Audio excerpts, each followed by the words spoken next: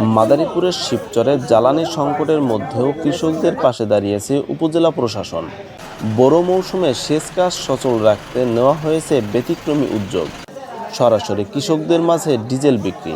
শুক্রবার 10 এপ্রিল দুপুরে উপজেলা পরিষদ চত্বরে এই কার্যক্রম উদ্বোধন করেন উপজেলা নির্বাহী কর্মকর্তা HM ইবনে মিজান। এ সময় কৃষকদের কাছে সরকারি মূল্যে 10 লিটার করে ডিজেল সরবরাহ করা হয়। প্রশাসন জানায়, সেচের জন্য ডিজেলের চাহিদা বাড়লেও স্থানীয় পাম্পগুলোতে পর্যাপ্ত সরবরাহ না থাকায় কৃষকরা বিপদে পড়েছিলেন। এ অবস্থায় ডিপো থেকে 12,000 লিটার ডিজেল সংগ্রহ করে সরাসরি কৃষকদের কাছে পৌঁছে দেওয়া হয়। এতে উপকৃত হচ্ছেন প্রায় 1200 কৃষক। কৃষকেরা বলেন, বোরো মৌসুমে তেল ছাড়া কিছুই করা যায় না। আজ তেল পেয়ে অনেকটা স্বস্তি লাগতেছে। আগে পাম্পে গিয়ে তেল না পেয়ে ফিরতে হতো, এখন সরাসরি তেল পেয়েছি, চাষাবাদ সহজ হবে। আর এখানে যেভাবে তেল আর কি দেওয়ার জন্য উদ্যোগ নিচ্ছে, এভাবে তেল দিলে আমরা সকল কৃষকরা আর কি অনেকটা আমরা উপকৃত। তেলটা পেয়ে আমার অনেক উপকার হয়েছে। একদিন গেছিলাম পাম্পে, যে ফেরত আয় বসে ঘুরে আয় পড়ছি, তেল পাইনি।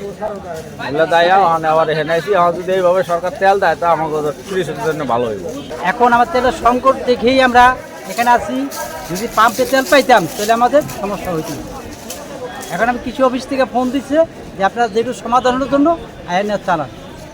এই অবস্থায় আমরা আজকে দিচ্ছে, খুব খুশি হয়েছে। আজকে যে উদ্যোগ করছে তেল দেওয়ার জন্য খুব খুশি হয়েছি আমরা। এই উদ্যোগে স্বস্তি ফিরেছে কৃষকদের মাঝে। উপজেলা নির্বাহী কর্মকর্তা HM ইবনে মিজান বলেন, কৃষি উৎপাদন সচল রাখতে জ্বালানি সরবরাহ নিশ্চিত করা জরুরি। তাই সরাসরি ডিপো থেকে ডিজেল এনে কৃষকদের মাঝে বিক্রি করা হচ্ছে।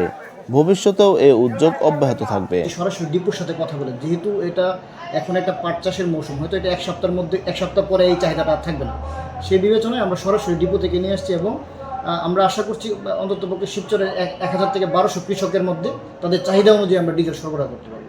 এবং আমরা তাদেরকে সহকারী কৃষি কর্মকর্তা যারা আছে তাদেরকে এখানে নিয়ে আসছি, তাদের মাধ্যমে স্লিপ দিয়ে সেই স্লিপের মাধ্যমে সরকার নির্ধারিত মূল্যে তাদেরকে আমরা সেটা বিতরণ করছি। আমরা আশা করছি আগামী দু একদিন পর থেকে আর কোনো ধরনের সংকট হবে না, এরকম লাইনও আপনারা দেখতে পাবেন। জ্বালানি সংকটের সময়ে প্রশাসনের এমন উদ্যোগ কৃষকদের মাঝে স্বস্তি ফিরিয়েছে। এটাই এখন শিবচরের বাস্তব চিত্র। গোলাম মাওলা, গণকণ্ঠ, শিবচর।